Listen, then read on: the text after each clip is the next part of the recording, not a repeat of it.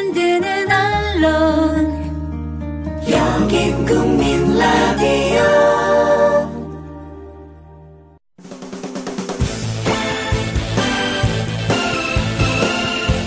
예비군 민방위 훈련장 같은 안보 특강은 가라. 여기 진짜 안보 특강이 있다. 김종대, 정욱식의 진짜 안보.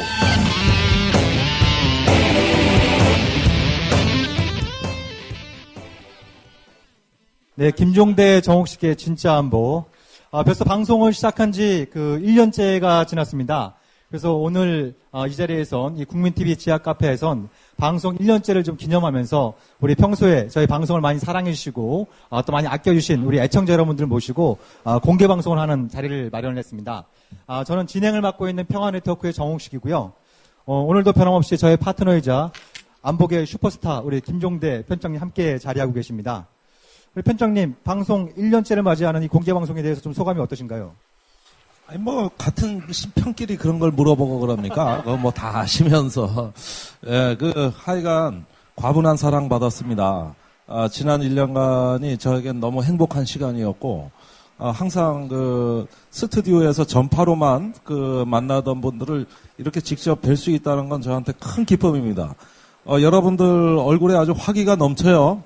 예, 앞으로 저희 방송이 더욱더, 보답할 수 있는 정말 좋은 방송으로 거듭나도록 노력하겠습니다. 감사합니다. 네, 고맙습니다.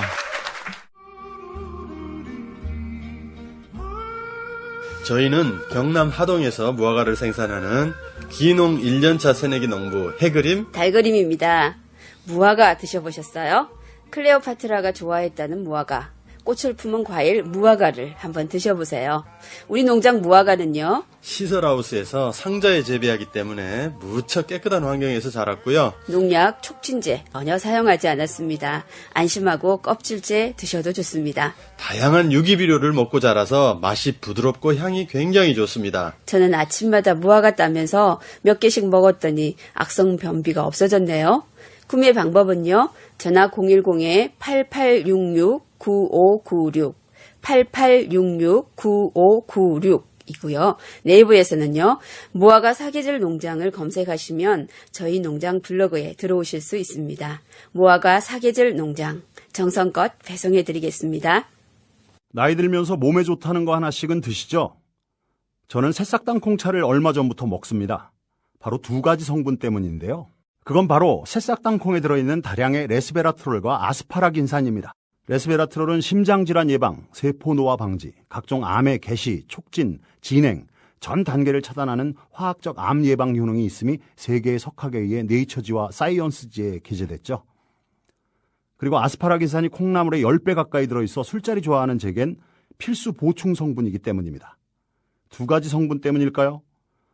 새싹당 콩차를 마신 뒤부터 술 먹은 다음 날 숙취, 붓기가 훨씬 덜하고 불편했던 몸이 훨씬 편해졌습니다.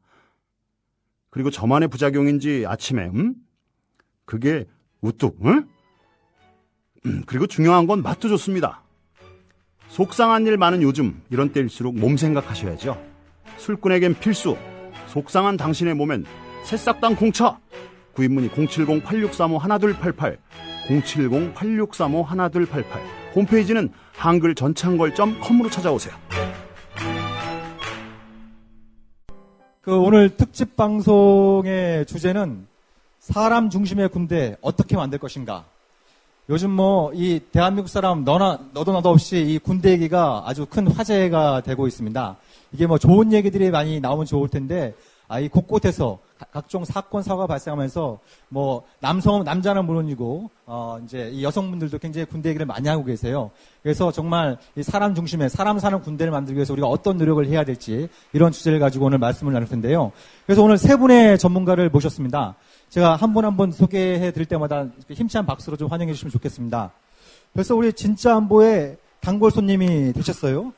거의 진행자급 출연 횟수를 지금 기록하고 계신데, 이분 같은 경우에는 군대를 갔다 오지 않았다고 이 국회에서까지 구사리를 받았던 분인데, 제가 보기엔 그 어떤 분보다도 군대에 대해서 잘 알고 계신 분입니다.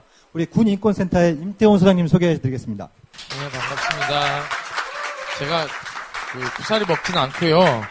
한기호가 지가 모르는 얘기 나오니까 결국은 나중에 그만하세요. 동영상을 보셔야 돼요. 워딩을 보시면 내가 당한 같이 보이는데요. 영상을 보시면은 한기호가 당했어요.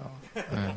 네, 한기호라는 분은 새누리당 국회의원 말씀하신 예, 그 약간 거죠? 좀 뭐라 그럴까 면책특권을 악용해서 저에게 시비를 네. 거의 모욕에 가까운 이야기를 했는데요. 네. 그 면책특권이 어디까지 허용되는지 한번 우리 법원 가서 다퉈볼 필요는 있는데요.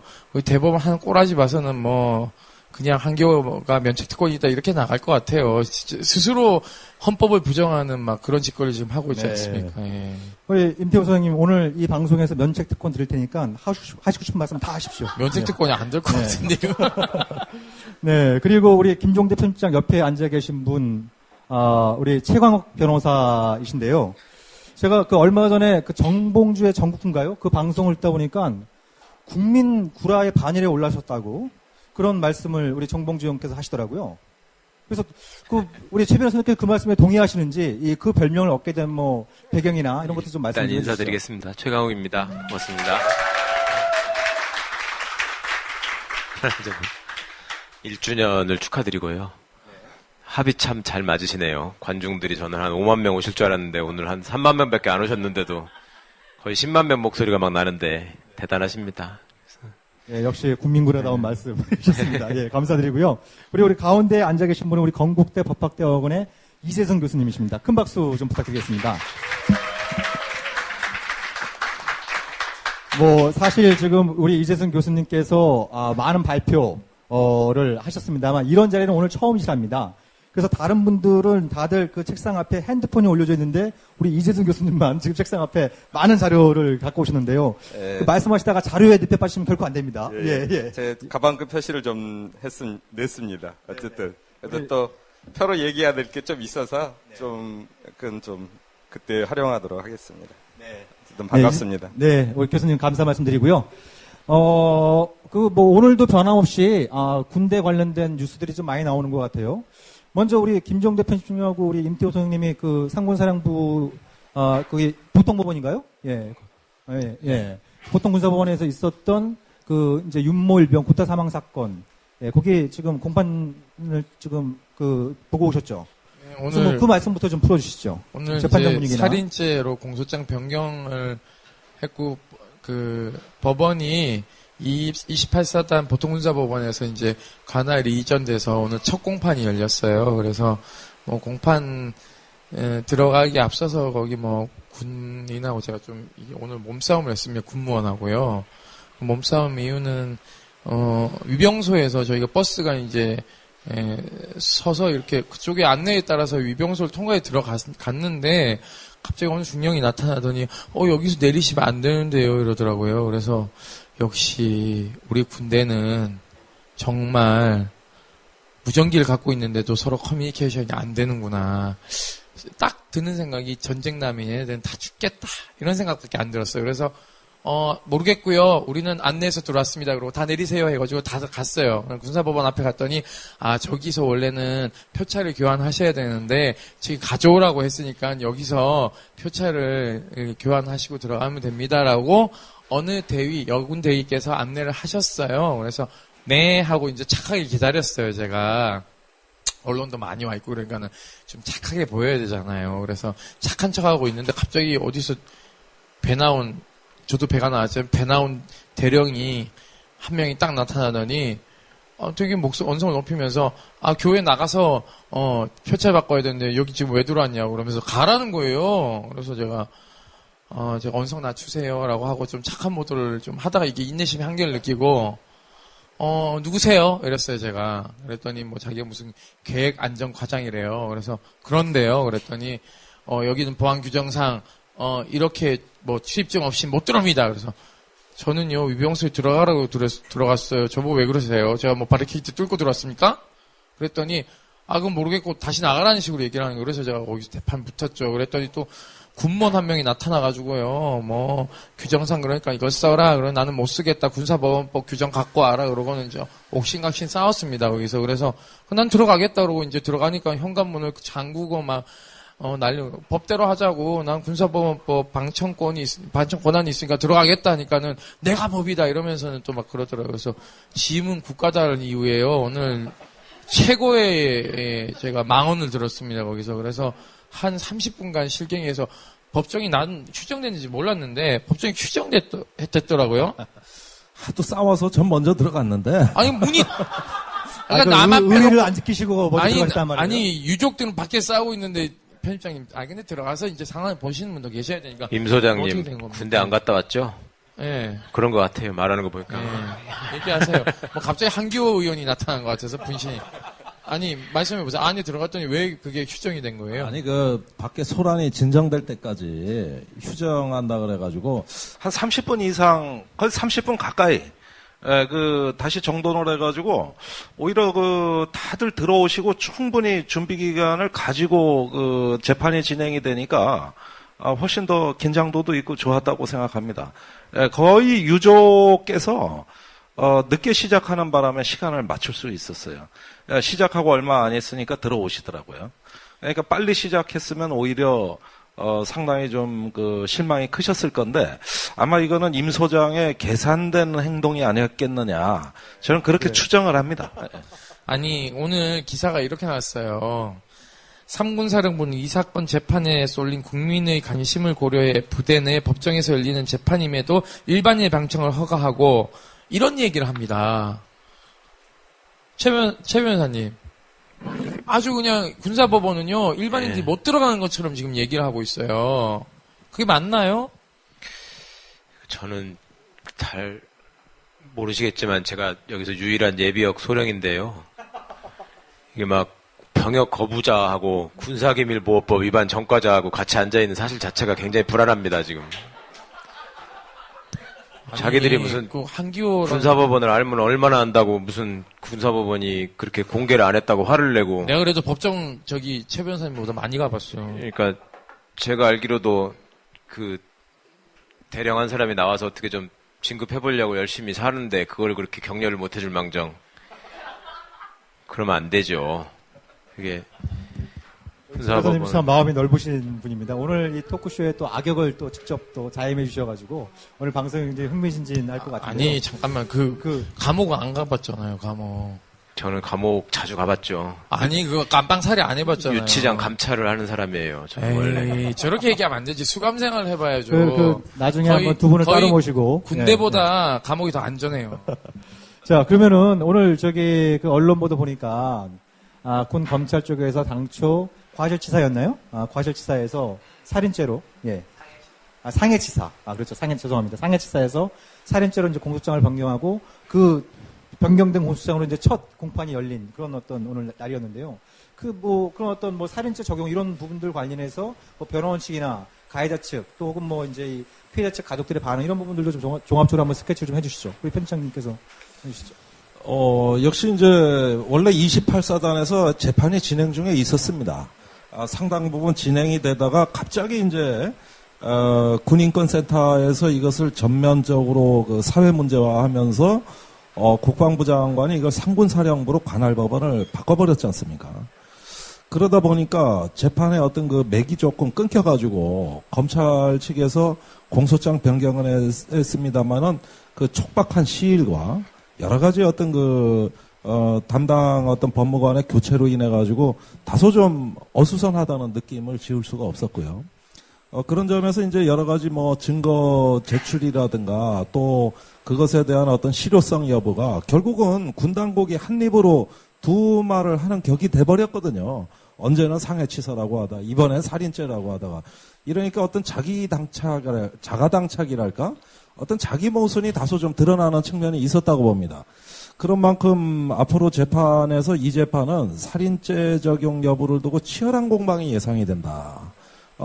반면에 변호인 측에서는 살인죄 지금 적용을 굉장히 반대하고 거기에 대한 성명을 하고 있기 때문에 아마 이 점은 재판 과정에서도 치열한 공방이 예상이 됩니다. 네. 제가 하나만 여쭤볼게요. 그거 28사단 보통군사법원에서 하다가 왜 3군 사령부로 갔을까요, 그게? 네. 아니, 잘 아시잖아요. 28사단이 육군단인데 왜 육군단도 아니고 육군본부도 아니고 국방부도 아니고 왜 3군 사령부야? 그거 생각해 보셨어요? 왜 3군 사령부로 갔을까요, 그게? 왜 그렇습니까? 자문자답을 좀 해주시죠. 글쎄, 그거는 좀 말씀드려야 될 것 같아요.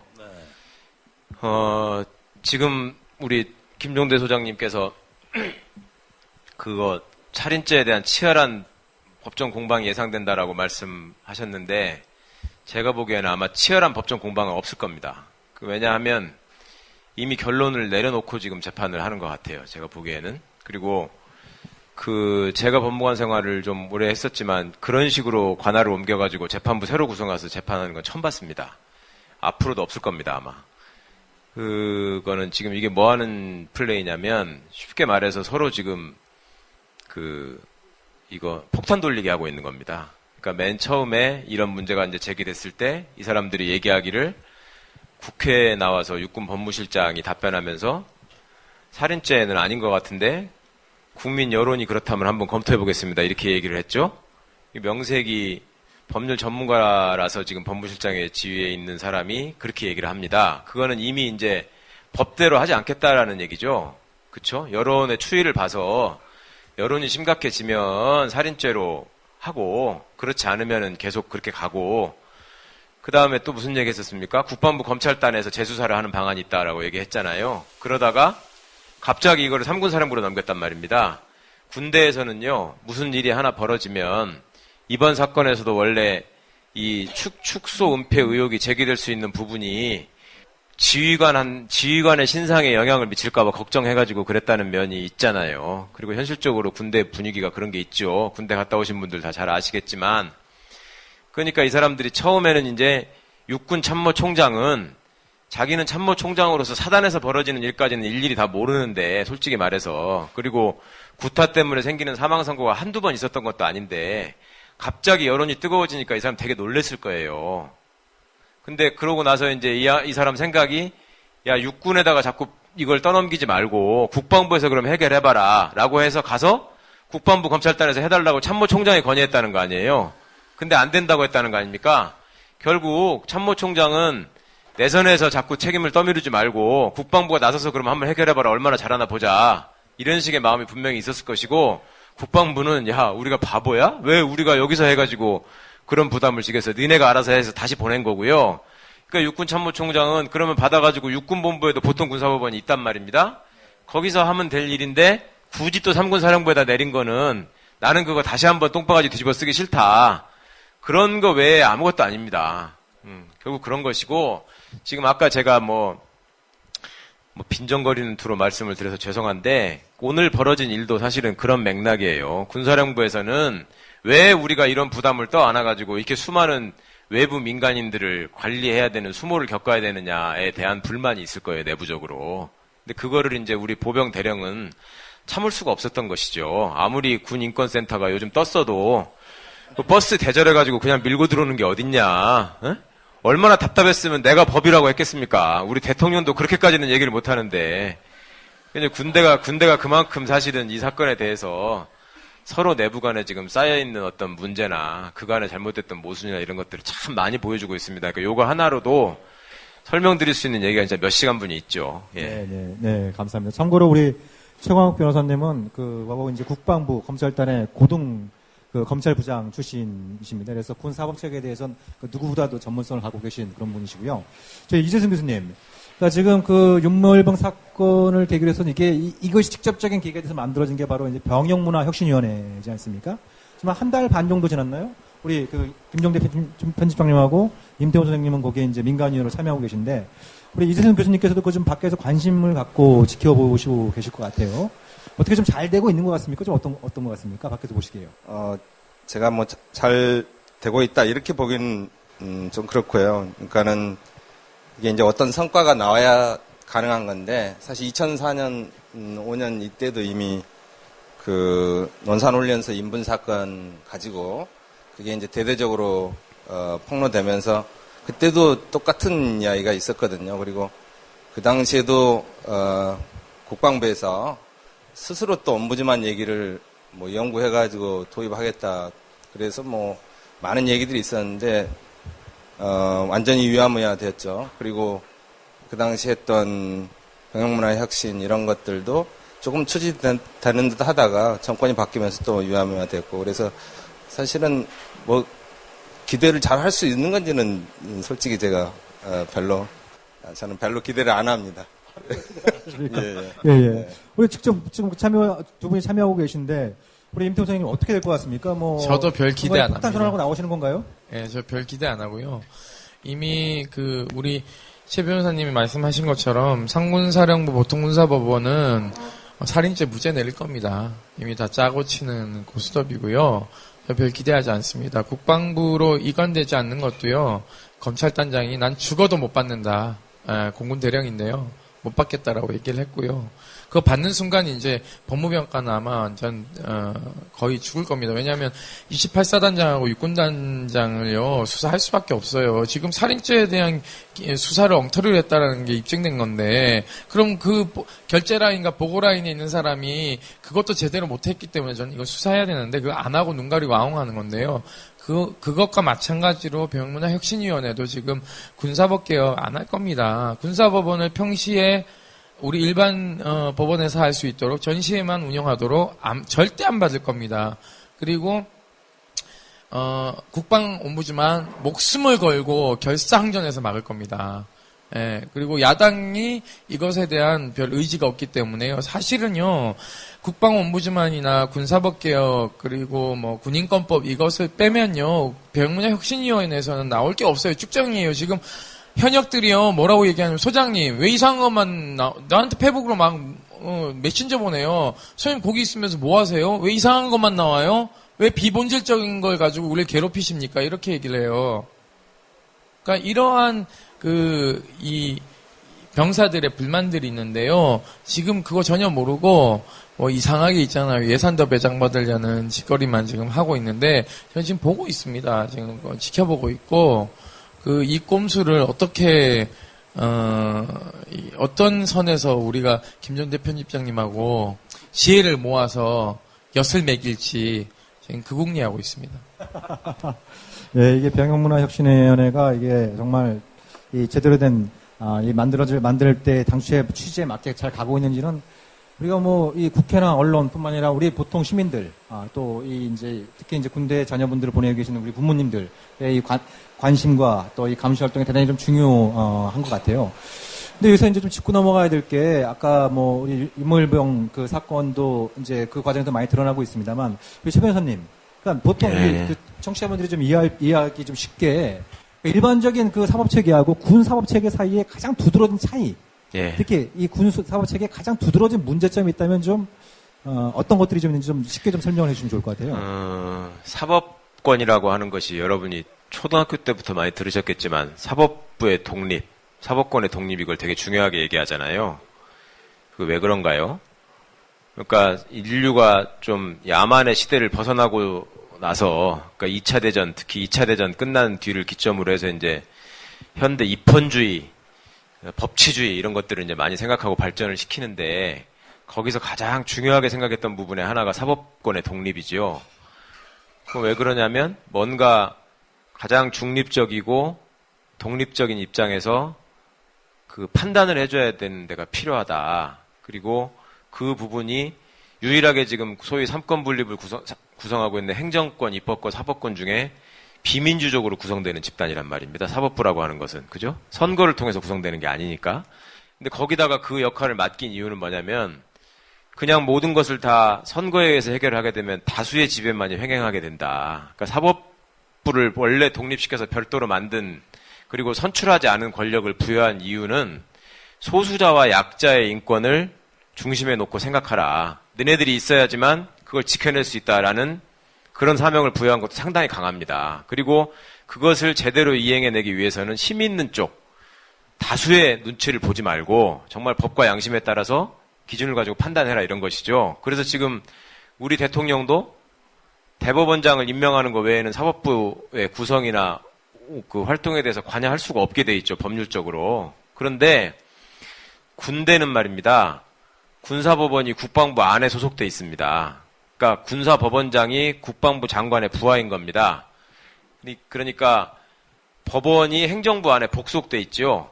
그러면 그 안에서 벌어지고 있는 일들이 어떤 일이 벌어질까? 애초에 사법권을 독립시키고자 했던 사람들이 생각했던 이유가 왕이 또 옛날에 원님이 한 손에 모든 걸 다 쥐고 사람의 생사였던 다 가지고 지 맘대로 재판을 하니까 그래서 문제가 많이 생기니까 사법권을 독립시켰다는 말이죠. 근데 지금 그렇지 않은 옛날 야만의 시대의 제도가 그대로 남아있는 것이고 그러다 보니까 관할관이라는 이름으로 육군 같으면 사단장 이상, 공군 같으면 비행단장 이상, 뭐 해군 같으면 전단장 이상 이런 사람들이 수사를 시작하는 단계에서부터 수사가 진행되는 단계, 영장을 청구하는 단계, 사건을 기소하는 단계, 재판부를 구성하는 단계, 재판장을 임명하는 단계, 재판이 끝나는 단계, 재판이 끝난 후에 형을 줄이는 단계까지 완벽하게 다 개입을 해서 다 장악을 합니다. 그러니까 현실적으로 어떤 일이 벌어지냐면 사단장이 사단장으로 재임하는 시절에 비리가 있는 것 같다. 이래서 사단에 있는 검찰관이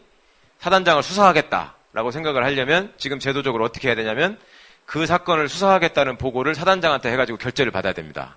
내가 당신을 수사할 테니까 결재해달라. 그 다음에 어떻게 해서 이 사람이 미쳐가지고 결재를 했다고 칩시다. 그 다음에 당신 돈 받은 것 같으니까 내가 계좌를 좀 봐야 되겠다.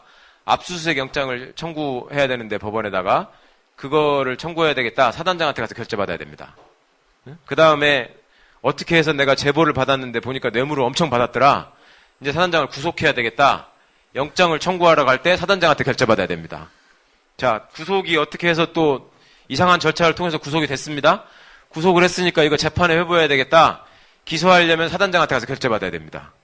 기소를 했는데 판사가 이제 있어야지 재판을 할 거 아닙니까? 사단에는 판사가 없습니다. 외부에서 데려와야 되거든요. 이 판사 누구누구로 재판부를 구성하겠다. 사단장이 결재해야 됩니다. 재판을 하는데 재판장의 권한이 막강하죠. 재판장이 어쨌거나 법률적으로 그 판결도 선고하고 뭐 이렇습니다. 그 재판장은 누가 하느냐? 법무관이 아닌 일반 장교가 합니다. 그 사람은 사단장 부하 중에 사단장이 시키게 돼 있습니다. 자, 재판 결과가 나왔는데 사단장이 실형을 또 받았습니다. 뇌물을 뭐 한 10억 받아가지고 징역 5년을 받았다. 깎아주고 해서 그거를 다시 사단장한테 갖고 가서 보고를 하고 사단장이 그거를 징역 1개월로 깎아줄 수 있습니다. 이게 지금 군사법 제도입니다. 기가 막힌 거 아닙니까? 그러니까 그 다음에 사단장은 그나마 사단장이기 때문에 그 생각보다 그렇게 높지 않거든요. 예를 들면 군단장이 사단장을 수사해야 되겠다라고 생각하면 할 수도 있습니다. 그럼 군단에서 하면 되니까. 육군본부나 국방부에서 하겠다 하면 할 수도 있어요. 자, 그런데 영원히 처벌을 받지 않는 사람이 또 존재합니다. 군사법 제도 안에서는. 그게 누구냐? 합참의장입니다. 군내 서열 1위가 합참의장이거든요. 합참의장은 현역 군인입니다. 군대 내에서는 제가 옛날에 현역 포스터를 구속해봐서 아는데 이명박처럼 그 재판장이 말입니다. 재판장이 피고인보다 계급이 항상 높아야 돼요.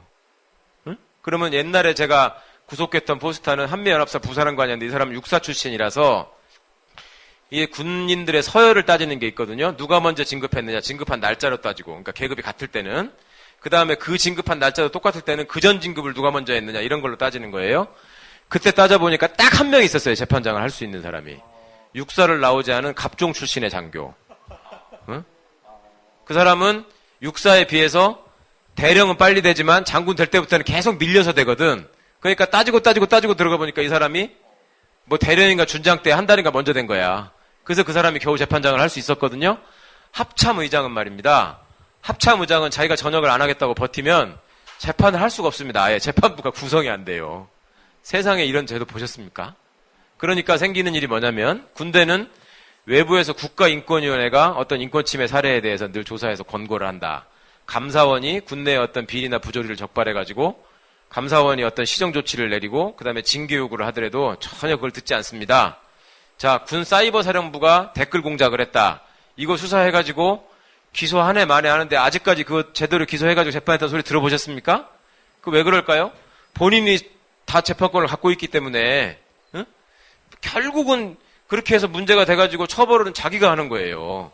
그러니까 어떤 외부기관이 뭐라고 할 망정 자신이 있는 겁니다. 이거는 내가 할 수 있다. 나만이 할 수 있다. 그러니까 군대에 대해서는 어떤 통제도 어떤 처벌도 제대로 이루어질 수가 없는 거죠. 이런 제도가 21세기 대한민국에 지금 존재하고 있다. 응? 그리고 세계적으로 어느 나라에도 없다. 역시 최강욱 변호사님께서 굉장히 복잡할 수 있는 이 주제의 말씀을 아주 적절한 예까지 들어주면서 아주 알기 쉽게 또 설명을 해주셨습니다. 이름도 한번 보십시오. 이름도 아까 삼군사령부 보통군사법원이라고 그냥 자연스럽게 얘기하셨잖아요. 네. 왜 보통군사법원? 이름이 그게 왜 보통군사법원인 것 같아요? 서울중앙보통법원 이런 얘기 들어보셨습니까? 서울중앙보통검찰청 이런 얘기 없잖아요. 네. 왜 얘네만 보통이에요? 그럼 보통의 반대말은 특별이잖아요. 그럼 특별군사법원은 어디 있는 거예요? 그러니까 그런 말 자체부터 말이 안 되잖아요. 그게 왜 보통군사법원이냐? 아무도 그거 아는 사람이 없는데 제가 그냥 생각을 해보니까 보통하고 곱빼기의 반대말인가? 이 군사법원의 연원 뿌리를 따라가 보면 일제시대. 이거는 영국에 있습니다. 원래 영국. 제국주의 식민지 시대에 식민지를 운영하던 영국.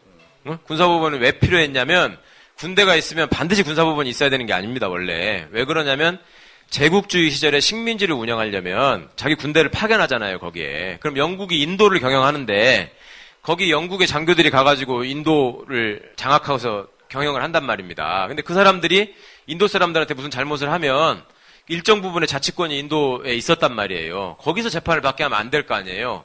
그래서 만든 게 군사법원입니다. 어? 대령이 커널이죠. 영어로 COLONEL입니다. 그게 왜 커널이냐? 식민지가 콜로니 아니에요. 대령 정도가 되면 식민지 하나를 맡아서 운영할 수 있다라고 해서 그게 커널입니다.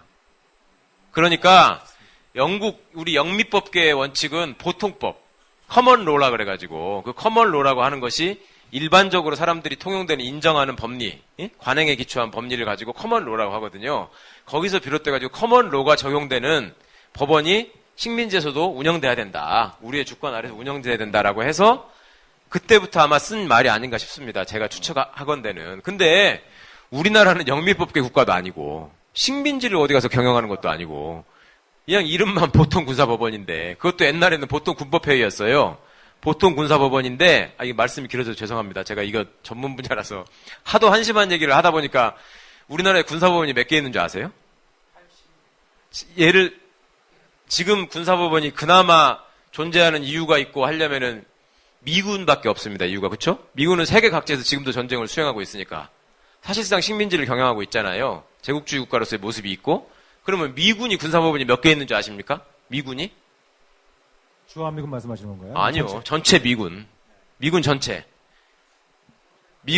군사법원이 6개 있습니다. 전 세계에 걸쳐서요? 전 세계에 6개 있습니다. 6개 군사법원을 가지고 순회 재판을 하거든요. 군판사가 몇 명 있는지 아십니까? 미군의 판사가? 18명인 걸로 제가 압니다. 18명. 미국의 군판사는 연방판사입니다. 그러니까 미국은 연방판사와 주법원의 판사가 굉장히 많이 다르거든요. 그 신분보장이나 여러 가지에서. 미국의 군사법원 판사는 연방판사예요. 우리나라는요, 군사법원이 87개가 있습니다. 육해공군 다 합쳐서. 미군이 6개밖에 없는데. 그거를 여러분 지나다니다가 군사법원 한 개라도 보셨습니까? 거의 100개 가까이 있는데? 그게 다 뭐 하는 걸까요? 그러면 사건이 엄청나게 많아가지고 그 짓을 할까요? 군사법원 하나당 1년에 재판하는 사건 수가 50건도 안 될 겁니다. 제가 알기로. 공군 같은 경우에는 1년 내내 가봐야 10건도 안 됩니다. 야, 그거를 하기 위해서 지금 그런 군사법원을 100개 가까이 운영하면서 지금도 죽어도 폐지를 못하겠다라고 얘기하고 있는 게 지금 국방부의 답변입니다. 예. 이게 정말 놀라운 사실인데요. 저희가 이 시절로 이렇게 방송을 좀 많이 여러 번 진행했습니다만 굉장히 좀 귀중한 말씀을 주신 것 같아요. 정말 이게 또 미국하고 또 비교를 해주시니까 우리나라 이 군 사법 체계가 얼마나 이 엉터리인지 얼마나 어처구니 없는지 이걸 잘 보여주는 것 같은데. 말도 안 되는 얘기가 너무 밑도 끝도 없이 많아가지고. 사실 또 이재승 교수님께서 좀 또 하실 수 말씀이 있으실 것 같아요. 제가 독일 군사법원 관련해 가지고 조금 이제 자료를 살펴봤는데요. 사실은 독일은 2차 대전 끝나고 나서 군대를 폐지했거든요. 그래서 군대가 없었다가 50년대 중반에 지원병을 받고 그 다음에 징병제를 도입하게 되었었는데 나치 시대에 독일 군대가 얼마나 이제 잔혹했냐면 한 2만 명 넘게 사형 판결이 나왔습니다. 그러니까는 물론 뭐 전쟁 중에 그렇게 나올 수도 있겠다 보겠지만 어쨌든 전후에 독일은 헌법에는 이제 어쨌든 군사법원을 설치할 수 있다라고 그렇게 되어 있는데 현재 상태로는 이제 이른바 지금 최 변호사님 말하는 형사법정으로서 군사법정은 독일에 설치되고 있지 않습니다. 그러니까 독일에서 군형법을 위반한 사람은 그냥 일반 법정에 그냥 뭐 예를 들어서 그 지역의 지방법원에 나가서 이렇게 재판을 받는 그런 형태로 되어 있죠. 물론 이제 독일도 군대 내부에 규율을 유지하기 위해서는 징계법원 같은 건 있습니다. 징계법원 같은 건 있는데, 그 징계법원에서 이제 우리나라 보면 이제 징계법원 중에 가장 많이 남용되는 게 영창이잖아요. 영창제도. 근데 독일에서는 이제 용어상으로 조금 비슷하긴 한데 전혀 다르죠. 근데 그건 뭐냐면은 이제 일종의 그것도 징계구금이라는 용어를 쓰긴 하는데 그것은 그 사람이 이제 자유시간에 부대 내에서 이제 어떤 상관의 어떤 지시를 이행하지 못해가지고 징계를 받게 되었을 때 그 사람이 부대 안에서 자유시간, 남들 이제 텔레비전 보고 뭐 드라마 보고 뭐 영화 보고 이럴 때 그 시간에 나와서 일정한 과제를 수행하는 거예요. 우리처럼 그냥 정말 죄인처럼 부대 어느 그렇게 앉아가지고 그렇게 있는 건 아니죠. 그러니까 우리나라 군인은 기본적으로 국가가 군인을 바라보는 그 눈이 뭐라 그럴까요? 그러니까 국가를 위해서 봉사하기 위해서 여기 와서 고생하는 사람이라는 그런 시각도 아닌 것 같고 그냥 말은 봉사한다고 말하지만 거의 기본적으로 아주 값싼 너무 그 가격이 싸서 함부로 대하는 그런 사람들 아닌가 그렇게 저는 좀 느낌이 들더라고요. 그런 걸 볼 때. 독일 말씀을 해주셔서 좀 보탤 말이 생각났는데 군사법원이 있어야 된다라고 얘기하는 사람의 논거가 몇 개 있습니다. 군사법원이 왜 있어야 되느냐라고 물어보면 군의 특수성 때문에 그렇다고 그러잖아요. 그 다음에 우리나라 안보현실의 특수성 때문에 그렇다고 그래요. 그러면 안보현실의 특수성이라는 게 뭐냐? 입만 열면 내세우는 게 이 나라가 분단국가라는 거죠. 그죠? 항상 북에서의 위협이 있기 때문에 군사법원이 있어야 된다. 자, 분단국가, 독일이 분단국가 아니었습니까? 지금 이재승 교수님께서 말씀하신 그런 애초에 형사벌을 처벌하는 군사법원은 없었다. 서독에서부터 없었던 겁니다. 그 법원은. 거기는 분단국가가 아니어서 없었습니까? 거기는 동독이 약해서 없었습니까? 거기는 소련이 약해서 없었습니까? 대만, 역시 분단국가죠? 대만이 지금 중국군과의 상대를 놓고 보면 여러분 그게 상대가 됩니까? 대만은 군사법원을 금년 초인가 드디어 폐지했습니다. 대만도 없어요, 군사법원은. 근데 도대체 이 나라는 군사법원이 왜 안보현실 때문에 있어야 되는 것인지. 자, 그 다음에 또 하나 얘기하는 게 군의 특수성 때문에 군사법원이 필요하다고 합니다. 제가 항상 물어봅니다. 군에 도대체 무슨 특수성이 있기 때문에 군사법원이 필요한 거냐? 특수성이 뭐냐? 한번 얘기를 해봐라. 대개의 군인들은 얘기를 못해요. 근데 군인으로부터 혜택을 받는 옛날에 무슨 저기 이상한 법무관 하나가 저한테 막 굉장히 상기된 눈빛을 하고 오더니 얘기를 하더라고. 지가 드디어 생각해냈대. 그 특수성이 뭔지. 그래서 뭐냐 그러니까 군대는 이 무력을 보유하고 있기 때문에 위험한 집단이고 이렇게 하다 보니까 제대로 된 민주적인 통제를 하기 위해서는 이 법원을 두고 따로 둬서 해야 된다. 그거는 참 그 사람 수준에 맞는 얘기였어요. 제가 그래서 그냥 한마디로 물어봤지. 경찰에도 무기 있는데 거기는 왜 법원이 없어? 국정원 애들 여러분 보시면 영화 이상하게 찍어서 뭐 790 뭐 이런 거 나오지만 그 가짜 총 들고 다니잖아요. 거기는 왜 없어 그럼 법원이? 그건 말도 안 되는 얘기를. 자, 그 다음에 또 하나 제가 옛날에 형사정책 학회에 가가지고 이 군사법원의 무슨 이 문제점 이런 거를 가지고 한번 주제 발표를 한 적이 있었습니다. 검사들이 형사정책 학회니까 무더기로 와가지고 얘기를 듣고 있다가 여러 검사가 손을 든데 저한테 질문을 해요. 군의 특수성을 인정해야 될 것 같다. 얘기해봐. 그랬더니 군에는 보안이 중요하고 군사 기밀이 많기 때문에 그거를 외부기관에서 함부로 가가지고 압수수색하고 뭐 이러면은 안보에 위협이 될 거 아니냐. 그래서 제가 그것도 그냥 한마디로 외교부에는 군사기밀이 없어서 법원이 없는 거예요? 국가기밀이 없어서 그런 거예요? 통일부에는 국가기밀이 없나? 내가 알기로 삼성전자에도 엄청난 비밀인데 거기는 왜 법원이 따로 없을까요? 자, 현대중공업에 가면 군대 탱크를 능가하는 중장비 많이 있습니다. 거기는 왜 법원이 없어요? 그러니까 한 번만 생각해보면 아무런 말을 논리적으로 전혀 해답이 없는 것을 그렇게 계속 얘기합니다. 마지막 남은 논리가 뭔지 아십니까? 헌법에 군사법원을 둘 수 있도록 돼 있고 그렇기 때문에 군사법원은 있어야 되고 그리고 평시에 군사법원이 있어야지만 전쟁이 나면 전쟁 때 군사법원을 운용해가지고 저기 무슨 전쟁에서 발생하는 전쟁 상황에서 발생하는 그런 뭐 명령 위반이나 이런 것들 처리할 수 있다는 거예요. 그런 얘기 무지하게 들어보셨죠? 많이 알고 계시잖아. 자, 헌법에는 군사법원을 둘 수 있다라고 돼 있지 두어야 한다라고 돼 있지 않습니다. 그렇기 때문에 헌법에서 예정하고 있는 특별법원으로 우리가 예를 드는 것이 행정법원, 노동법원, 조세법원, 군사법원 이런 것들을 예로 듭니다. 행정법원하고 특허법원은 우리가 특별법원으로 지금 설치되어 있습니다. 여러분 조세법원이 특별법원으로 지금 예정된 데 설치되어 있다는 거 들어보셨습니까? 노동법원도 특별법원이거든요. 있습니까? 그게 훨씬 사건이 많거든요. 우리 사회에 중요한 문제들도 많고 거기는 없어요. 왜 없어? 그것도 둘 수 있도록 돼 있는데 군사법원만 유독 있는 거예요. 이유는 딱 한 가지예요. 우리나라가 군사 독재 정권을 오랫동안 거쳐왔기 때문에. 예. 그래서 없는 겁니다. 노동자가 주인 되는 사상이 여태까지 있었으면 노동법원 반드시 있습니다. 근데 없잖아요. 자, 전시를 대비해야 되기 때문에 필요하다. 전쟁이 나면 군인은 물론 민간인들도 민간 전문가들도 착각에 빠져있는 도그마가 하나 있는데 전쟁이 벌어지면 군대 맘대로 모든 게 된다. 일체 행정기능이 다 마비되고 군인이 모든 걸 다 장악해서 한다고 생각하고 있어요. 군인들도 그래서 전쟁 일어나기를 내심 굉장히 바라는 사람들이 많이 있어요. 어폐가 좀 있는 말이지만 UFL 훈련 같은 거 하잖아요. 그러면 맨날 물어보는 게 이게 전쟁 나가지고 계엄 선포되면 우리가 다 장악하는 거 아니야?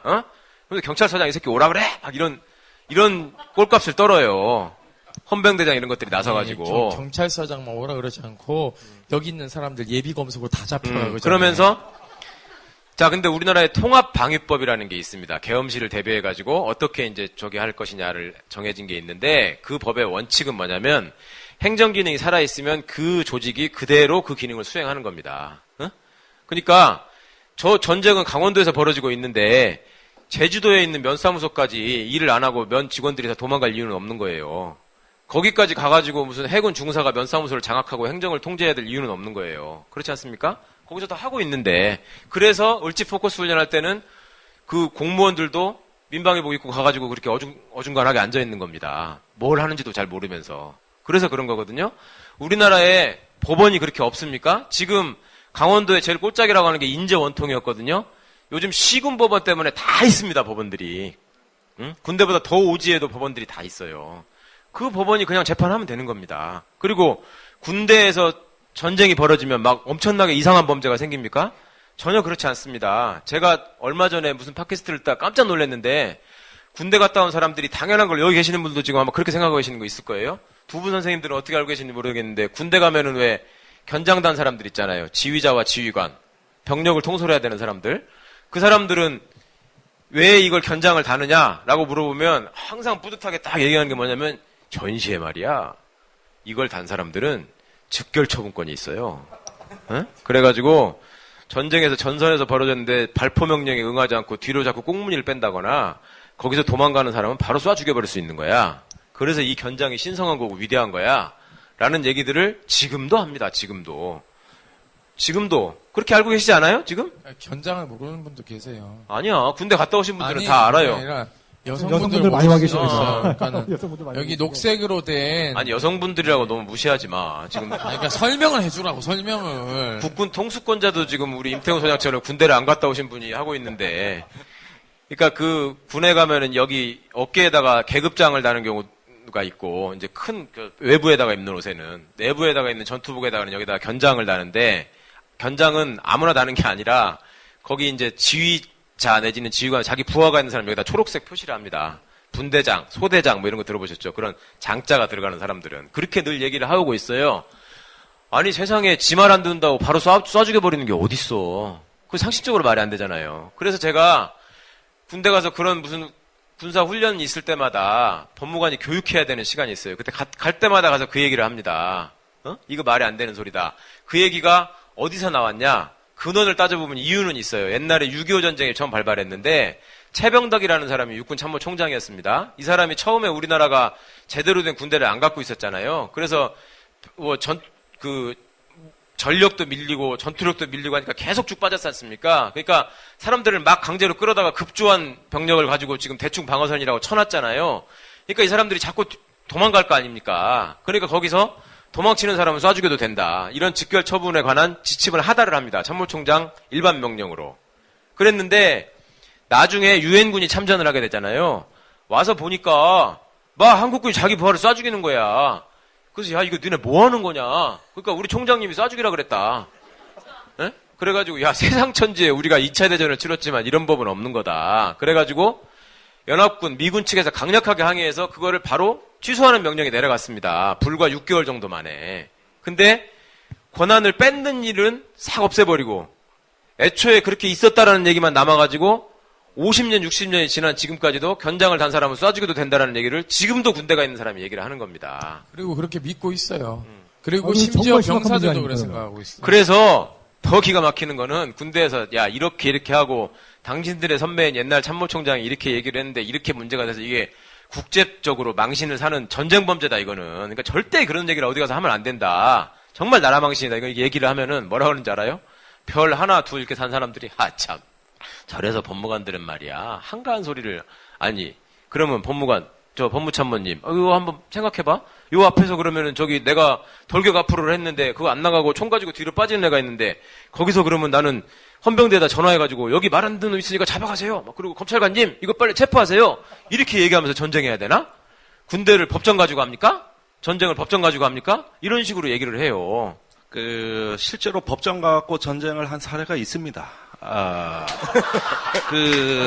연평도 포격 때 전투기를 동원해서 응징을 할 수 있느냐 없느냐 이 문제가 벌어졌을 때 그 합참의 장군들이 두 패로 갈렸어요.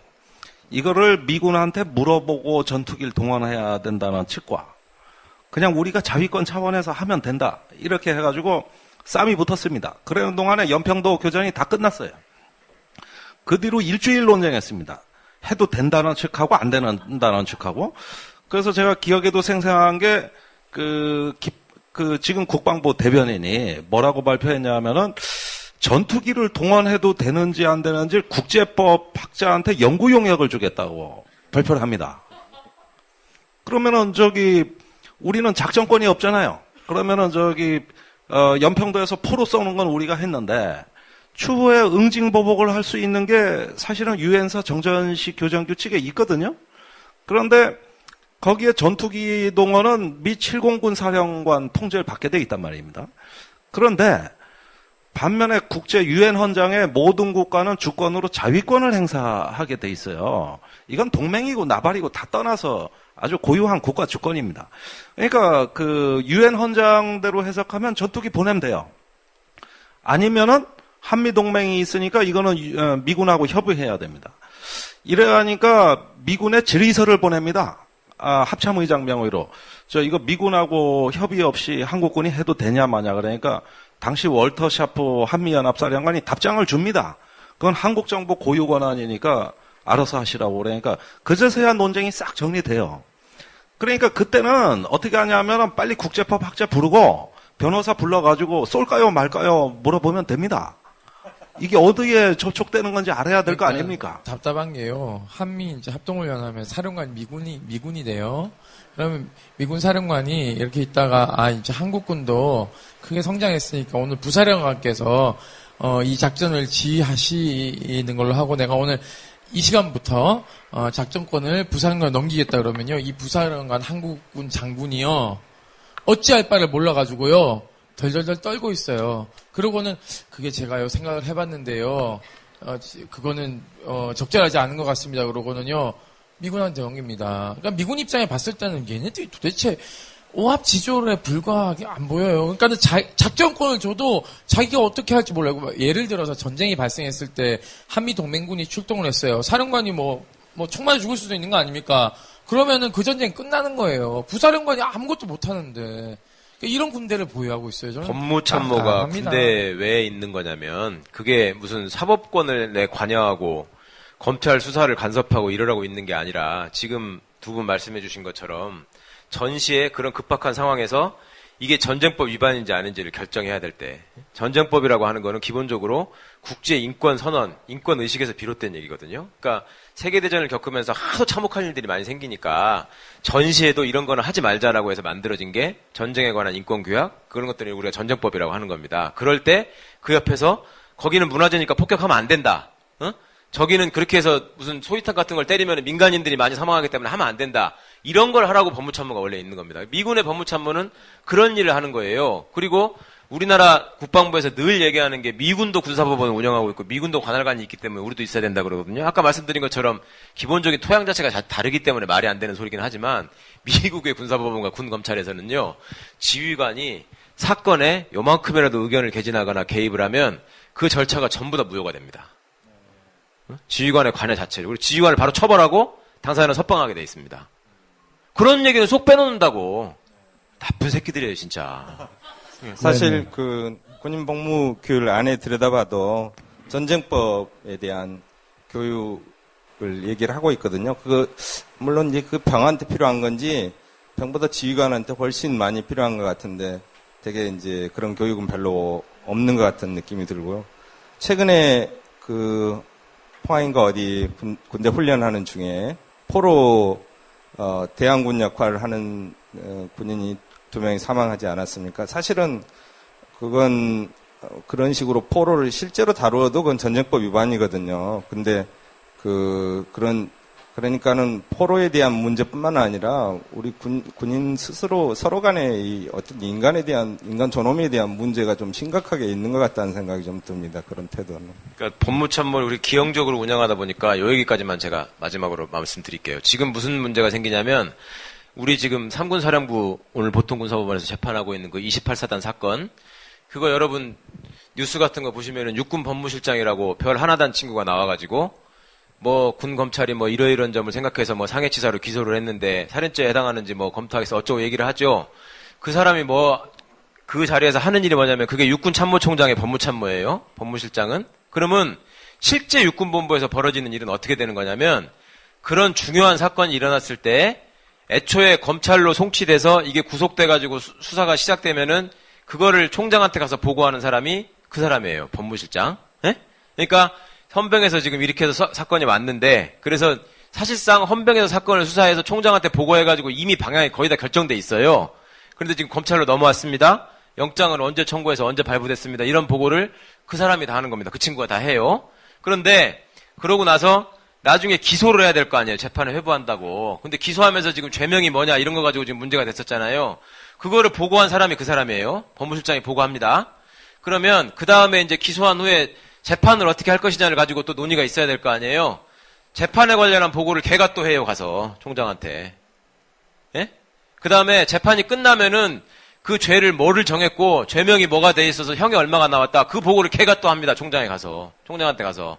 그리고 그 둘이 이걸 깎아줄 거냐 말 거냐를 정해가지고 관할관 확인조치권을 행사하는 겁니다. 눈 가리고 아웅도 유분수지. 지가 다 하면서 국회에 나가가지고 뭐라 그랬어요. 검찰에서는 그런 것들을 적극적으로 검토할 수 있지만 법리적으로 무슨 문제가 있을 수 있고 재판부의 판단은 다를 수 있기 때문에 지가 다 시키는 거야. 뭘 재판부의 판단이 달라요. 그걸 다르게 하면 안 되는 거지. 한 사람한테 다 있는데. 이런 거에 속지 마시기 바랍니다. 예, 그거 상상도 안 하시잖아요. 우리가 생각할 때는 야, 쟤는 검찰의 대표인 거고 법원 가면 또 다르겠지. 그런 게 아닌 거죠. 네, 정말 그 대한민국 군대가 이 국가 안에 작은 국가라는 느낌을 지울 수가 없는 것 같아요. 그러니까 내가 조금 귀가 좀 따갑네. 하여간 이 법 얘기만 나오면은 난 이 양반이 소리 지를 걸로 예상은 했다고 내가 오늘 법원에 모시고 갔어야 돼. 글쎄요. 그런데 재판이 있었대. 아까워. 국회장 1호가 대접했는데. 제가 국방 감독관 관련해서 제가 제안하고 싶은 거 말씀드릴게요. 사실은 지금 우리나라에서 여러 의원들이 이제 유사한 제도를 가지고 막 경쟁을 하고 있거든요. 어떤 분은 이제 독일의 국방감독관하고 조금 흡사하게 얘기를 하고 어떤 분은 뭣도 모르고 이제 뭐 어디 소속이 어딘지도 불투명한 그런 또 의견도 내놓고 그런데 사실 독일 제도도 가만히 들여다보면은요, 원래 국방감독관을 도입할 때 스웨덴 제도를 도입할 때 스웨덴 제도는 기소권이 있습니다. 국방감독관. 일종의 우리나라에 있는 암행어사 같은 거죠. 그런데 이제 이제 그런 의미의 제도는 우리나라에 이제 지금은 없으니까. 근데 어쨌든 기소권을 독일에서는 그냥 빼놓고, 그러니까는 굉장히 약화시킨 국방감독관을 만든 거죠. 그런데 독일 같은 경우는 거기가 사실은 의회 통제, 그러니까 민주주의적인 통제 보조 기관으로서의 역할은 사실 너무 약화됐고요. 진정기관으로서의 역할을 거의 하고 있는 것 같습니다. 국방감독관이라는. 그래서 1000명의 군인이 한 27건 정도의 1000명당 27건의 진정사건이 있습니다. 그러니까 우리나라 60만 군대로 한번 얘기를 한다. 27건요. 27건. 1000명당 27건이니까는 60만 군대로 하면은 한 15,000건 정도 그렇게 될 거라고 보여지는데, 그래서 상당히 기능을 하고 있습니다. 그런데 이 제도가 처음 만들어질 때 결국 이제 그 국방감독관 꼰대에 누가 되냐, 이게 제일 중요한 거 아닙니까? 근데 그게 59년에 출범을 했는데 연속 이제 장군 출신 두 사람이 됐습니다. 그리고 뭐 독일은 다 군대를 갔다 왔겠죠. 59년이면은 나치가 붕괴된 게 45년이니까. 그래서 계속 군대 갔다 온 사람이 쭉 합니다. 그러나 이제 장군이 2명 되고 그 다음에는 그냥 장교로 갔다 온 사람 또는 뭐 법률가 정치인 이런 사람도 있다가 또 여성이 되기도 합니다. 여성이 되기도 하고 병역 거부자 출신이 되기도 합니다.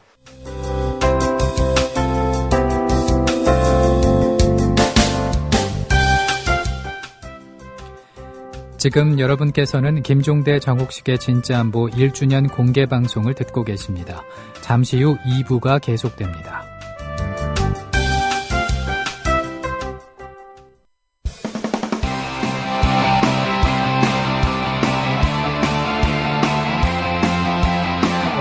지금 여러분께서는 군사전문지 디펜스 플러스의 김종대 편집장과 평화네트워크 정욱식 대표가 진행하는 국민라디오 김종대 정욱식의 진짜 안보를 듣고 계십니다.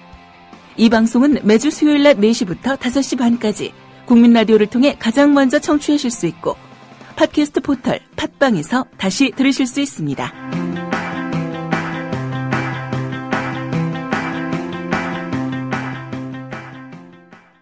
다음 주제로 좀 넘어갔으면 합니다. 지금까지 이제 우리가 어떤 법과 정의의 문제를 군에 한번 적용해서 여러 전문가들 말씀을 들었어요. 근데 지금 우리 군의 현주소가 과연 어떤가? 말하자면은, 지금 군내에서 계속되는 이제 구타와 가혹행위, 반인권 사건에 대해 가지고 상당히 국민들 많이 우려하고 계시고, 또 이 중에서 이제 또 가족이 군에 가야 될 사람들이 굉장히 많습니다. 그런데 지금 군에 보면은 우리 징집 대상자의 91%가 입대하고 있어요. 인구가 자꾸 줄어드니까 이제는 면제할 수 있는 범위가 거의 제한된단 말이죠. 이게 2020년대 가면 98%로 증가합니다. 그러면은 외형적인 장애자를 빼고는 예컨대 뭐 정신병 환자, 우울증, 뭐 또 임태훈 소장 같이 저런 분, 뭐 또 범죄자, 뭐, 다 가야 된단 말이죠, 이제는. 그러면 군이 지금보다도 이런 어떤 사건이 벌어질 개연성이 굉장히 더 높아질 거 아니겠어요? 신체 허약자 다 가요. 난 발기부전자가 왜 군을 면제받았는지 나 정말 모르겠는데, 요즘은 또 간다대? 무정자증도 가고. 그러니까, 옛날엔 다 빠지던 인원들입니다. 다 갑니다, 이제는. 그러면 군대가 지금 병력은 못 줄이겠다고 하는 겁니다. 줄이려면 다음 정부 가서 줄이라는 겁니다. 원래 다 이런 문제점을 예상해서 군대 병력 숫자를 줄이고 병사들을 직업군인, 부사관으로 전환하기로 노무현 대통령 때 다 계약안을 짜놨거든요. 근데 박근혜 대통령 와서 그거 다 없던 일이 되고 그거 하려면 다음 정권에서 하라는 겁니다. 그럼 다음 정권 어떻게 해야 되느냐? 막 10만 명씩 줄여야 돼요. 갑자기 그렇게 줄어들면 군이 버텨나겠습니까? 개혁의 준비를 지금 해도 시간이 늦는데 그때 가서 하면은 시간이 되겠느냐는 거예요. 그러면 지금 병역문화 혁신위도 물론 임 소장하고 제가 하고 있습니다만은 아무리 병역문화 개선을 해도 중과부적이잖아요. 이걸 어떻게 막아냅니까? 그러면은 이런 어떤 사법제도와 정의를 구현하는 문제도 있지만 군의 체질 자체를 좀 바꿔줘야 되는 문제도 있을 거 아닙니까? 문화와 규율과 체질. 이런 걸 좀 해서 다른 군대로 뭘 만들어야 될 부분들이 많이 있을 거 아닙니까? 그 얘기를 좀 한번 해보세요. 예. 그래서 그래서 일각에서 나오는 얘기가 이제 모병제 얘기가 예를 들어서 징병제, 모병제를 좀 혼합제로 운영을 하다가 점진적으로 모병제로 가자 이런 얘기도 나오는데요.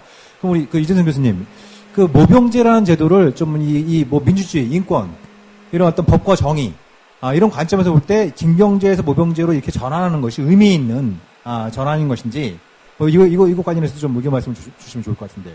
예를 들어서 모병제로 해서 예를 들어서 지금 우리는 60만 가까이 되는 군대를 모병제로 충원할 수 있다라는 그런 발상인 겁니까?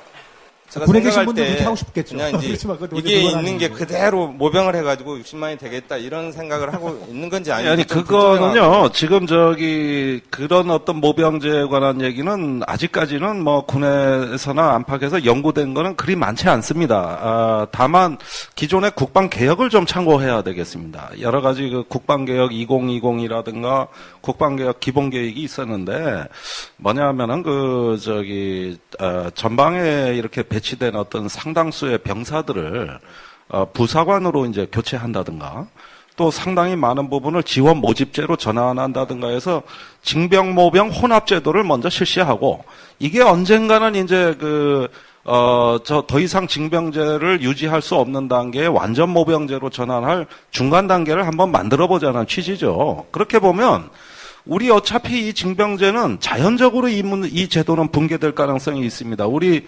2040년이면 지금 인구의 절반입니다. 국가가 완전히 반토막 나요. 지금 북한 인구하고 비슷해져요. 2천만 명대.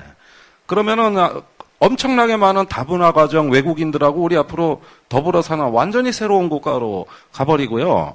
지금 징병 대상자 36만 명이 불과 2020년대 가면 26만 명으로 줄어들고 이게 또 2030년 가면 18만 명으로 줍니다.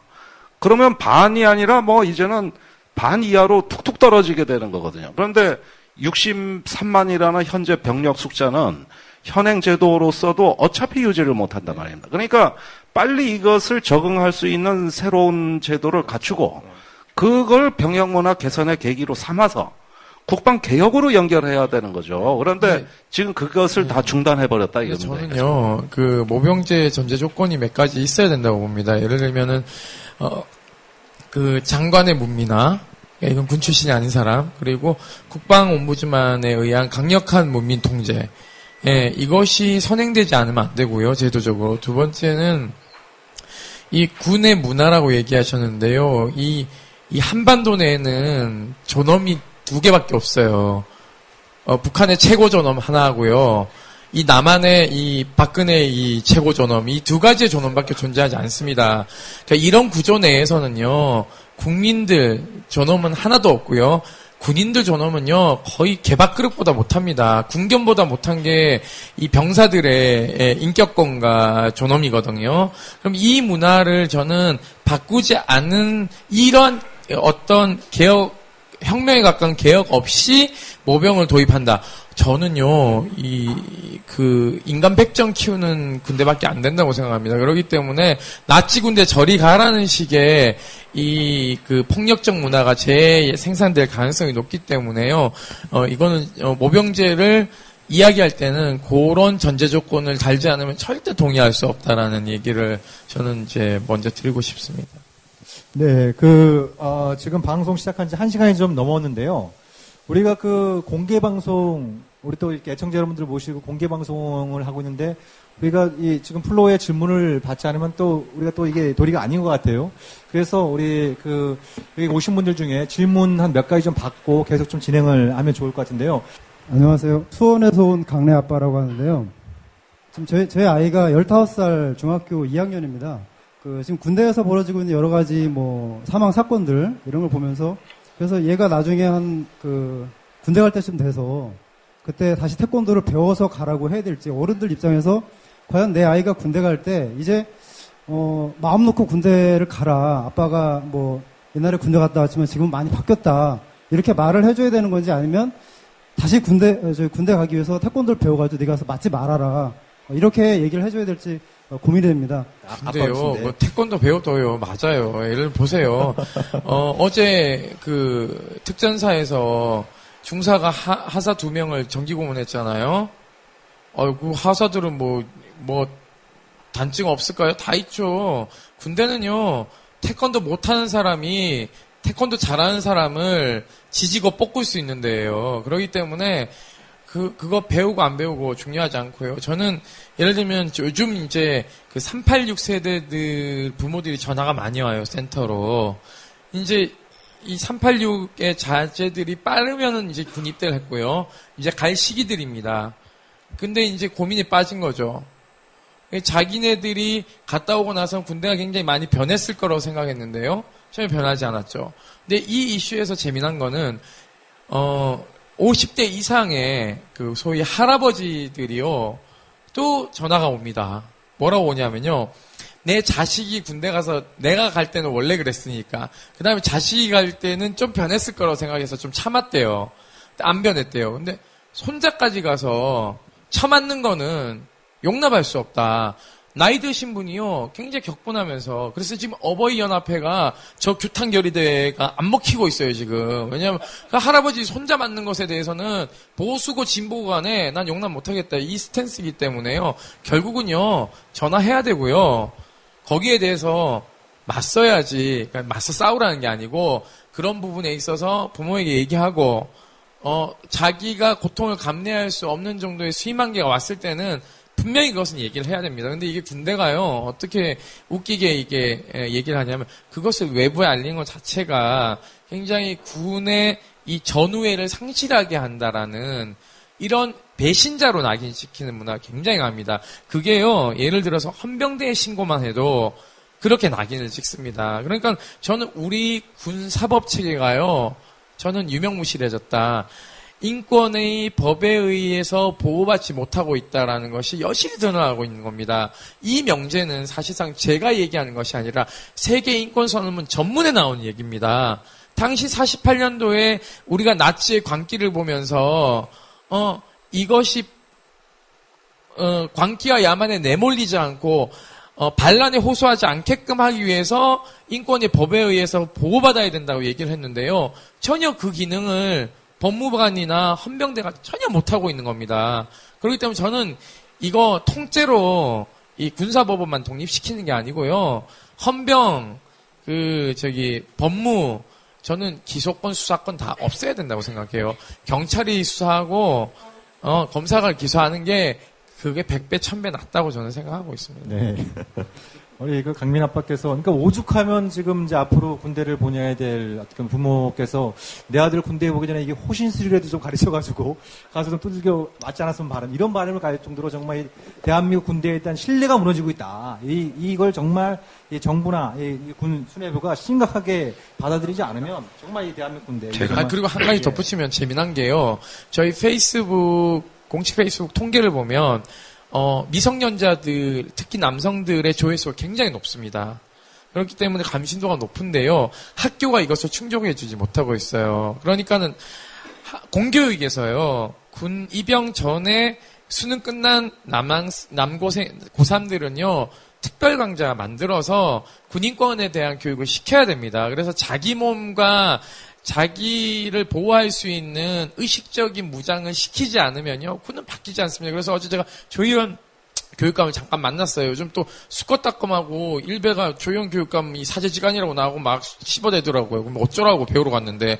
그래서 조의원 교육감한테 얘기를 했어요. 그렇게 하자. 우리가 다 못하니까 서울시내 교사들을 인권단체들이 권역별로 맡아가지고 특별교육을 할 수 있게끔 이 교사들을 강의를 좀 시켜서 이분들이 가서 직접 할 수 있게끔 하자라는 제안을 드렸습니다. 그리고 서울시장도 어제 잠깐 뵀는데요. 서울시장님한테 시립대부터 학생들에게 서비스 좀 해줘라 제발.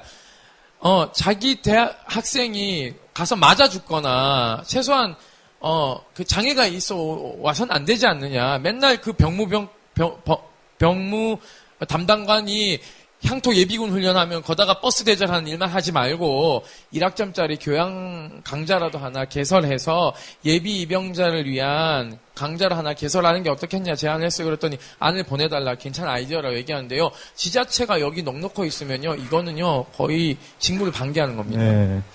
그러니까 이제 개별적으로 개인의 그런 어떤 인권 의식, 군대에서 본인의 어떤 그 자구책 방안이라든지 여러 가지 인권 의식을 갖더라도 군이라고 하는 거대한 조직, 또 문화, 이런 게 바뀌지 않으면 그러면 그런 반인권적인 군대에서 어떤 인권적인 개인이 나타나기로 하는 것은 대단히 어려운 문제이지 않습니까? 제가 군대 바깥의 얘기를 잠깐만 보태고 싶어요. 우리가 지금 모든 문제의 원인이 군대에 있는 것으로 치부하는 것도 사실은 문제가 있습니다. 지금 아버님 말씀하신 그 부분이 우리가 오늘 얘기하고자 하는 거의 핵심인 것 같아요. 그러니까 문제가 있는 거는 우리가 지금 60년 동안 알아왔어요. 그거 모르는 사람이 어디 있습니까? 근데 그걸 어떻게 할 것이냐에 대해서 아무도 지금 방책이 없는 거예요. 저도 애가 많은데 우리 아들놈이 하나 있습니다. 걔 중학생인데 그 녀석도 똑같은 질문을 해요. 그런데 아빠는 법무관으로 군대를 갔다 와서 실제로 어떤 고충이 있는지는 잘 모를 수 있으니까 명절 때 온 작은 아빠한테 물어보더라고. 어떻게 해야 되는 거냐? 나는 군대를 도대체 어떻게 해결해야 되는 거냐라고 물어보니까 제 동생의 얘기가, 이 친구가 27사단 2기자 부대 보병 출신인데 얘가 이렇게 얘기하는 거예요. 병사들의 입장에서 가장 답답한 것은 내가 뭔가가 필요할 때, 내가 뭔가가 억울할 때 어디 가서 얘기를 해야 되는지를 모른다는 거죠. 그러니까 내가 짜장면이 먹고 싶어 죽겠어요. 어떻게 하면 짜장면을 먹을 수 있는지를 아무 데도 물어볼 수 없어요. 그렇잖아요? 군대 갔다 오신 분들 다 기억하시죠? 초코파이가 엄청나게 먹고 싶어요. 어디 가서 이거를 내가 편하게 먹을 수 있는지를 알 수가 없어요. 자, 나를 막 때리고 괴롭히는 사람이 있어요. 어디다가 얘기를 하면 이게 해결될까? 그게 없어요. 그렇죠? 군대 가기 전에 군대 가는 걸 싫어하는 가장 큰 이유가 뭡니까? 아빠 엄마 떠난다는 게 싫은가요? 그렇지 않죠. 아빠 엄마 떠나서 캠핑 가고 이러는 건 되게 좋아하던데 우리 애들은. 군대 가는 거 왜 싫어해요? 거기 가면 사람 대접을 못 받는다라고 하는 게 가장 싫은 거예요. 그렇지 않습니까? 그러니까 감옥 가는 거 이상으로 싫게 생각한다고요.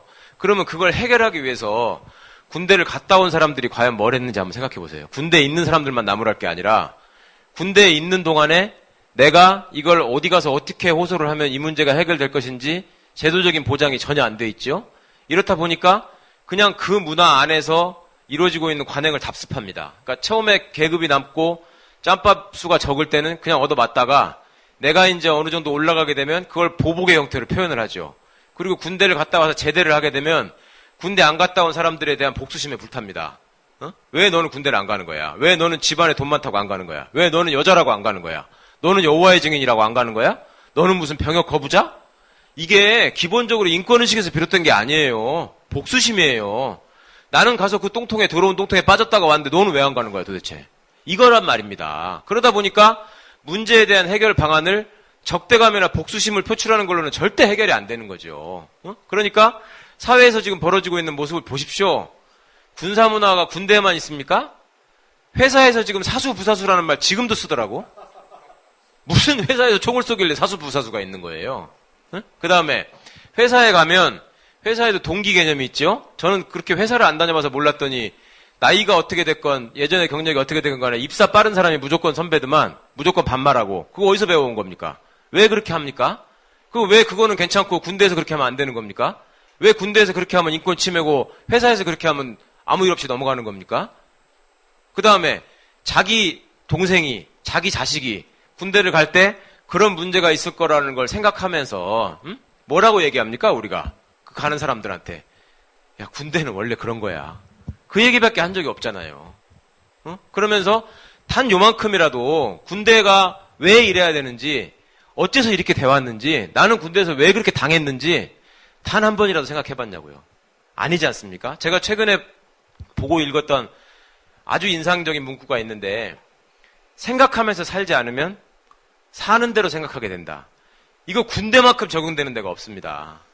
아무 생각 없이 그냥 군대 끌려가는 거라고 생각하고 군대에 있는 동안에도 시간이 가기만 헤아리고 있다 보니까 그냥 그렇게 사는 대로 생각하는 거예요. 군대라는 게 원래 그런 거다.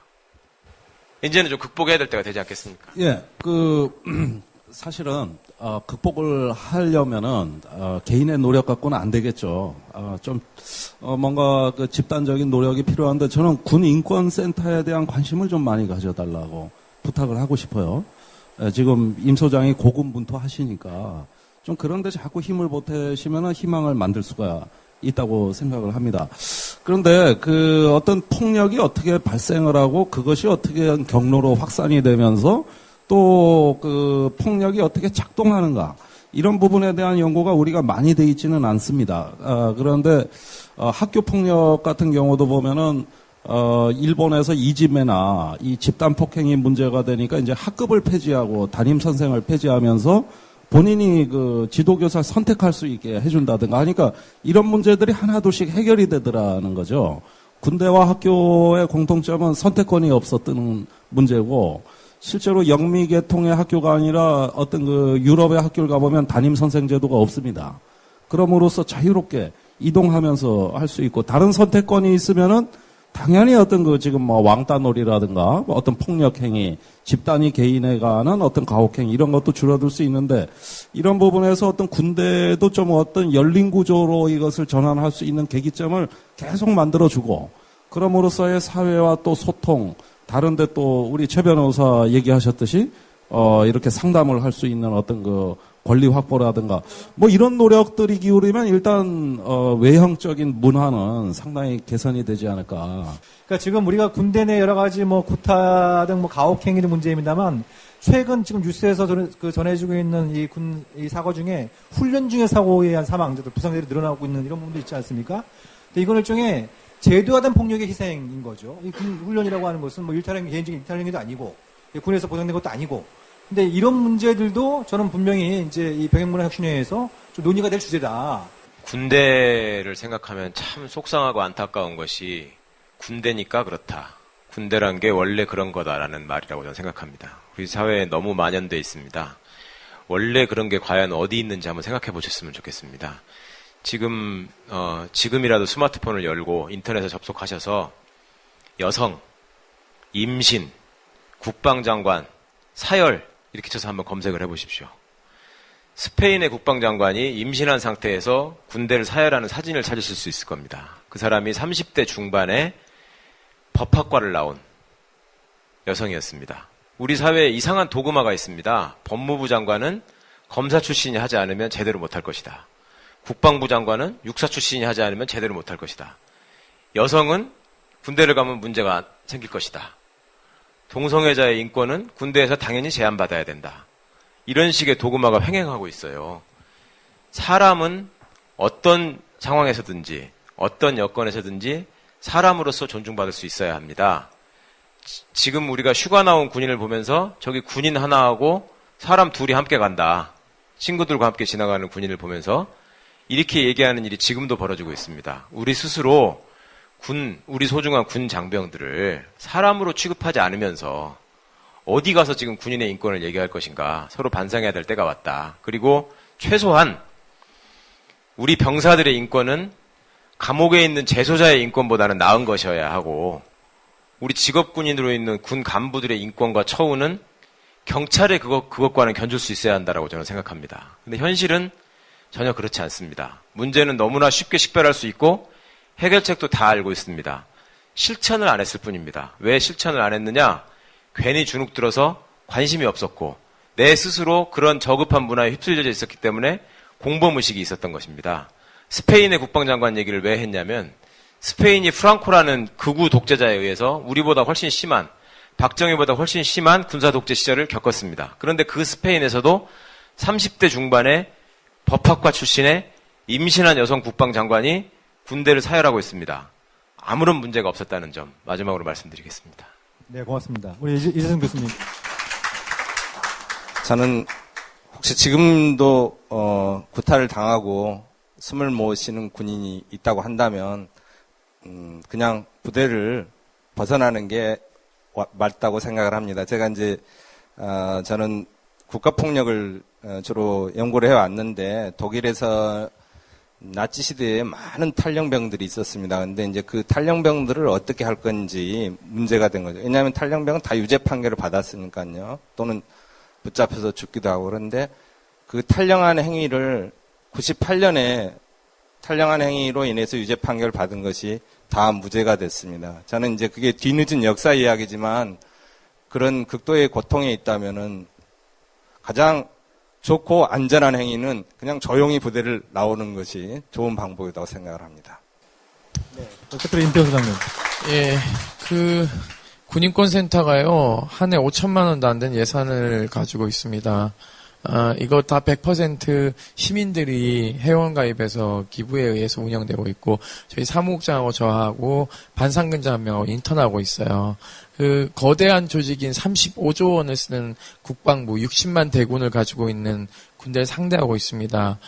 여러분들이요, 참여하시고요, 함께 감시해야 됩니다. 그렇지 않으면 우리 군은 절대 변하지 않습니다. 지금 군은 어떤 생각을 가지고 있냐면요, 12월까지 버티면은 이건 끝난다. 연말까지 안 가고요, 예산으로 넘어가게 되면요, 국회에서는 이거 더 이상 관심 없고 국민들은 그냥 여기에 대해서 생각하지 않을 거다. 그러니까 시간만 흐르면 해결된다라는 생각을 가지고 개기고 있습니다. 이 개김을 막을 수 있는 거는요, 군인권센터도 아니고요, 국가인권위원회도 아니고 국회도 아닙니다. 시민들의 참여와 감시, 함께 같이 하고, 같이 두 눈 부릅뜨고, 같이 가고, 제발 회원 가입하시고, 참여연대 조직같이 크진 않지만, 참여연대만큼의 조직은 아니더라도 그 한 개의 팀 정도에 구성되는 인원만 저희가 가진다면요, 더 많은 우리의 소중한 군인들을요, 인권의 우산 안으로 들어올 수 있게 할 수 있는 것이기 때문에 진짜 안보 듣는 애청자분들 제발 회원가입 해주시고요, 함께 참여해 주시길 간청드립니다. 오늘 정말 그 귀중한 시간 내주셔갖고 아주 또 귀중한 말씀 전해주신 우리 세 분 게스트 여러분들께 큰 박수 한번 부탁드리도록 하겠습니다.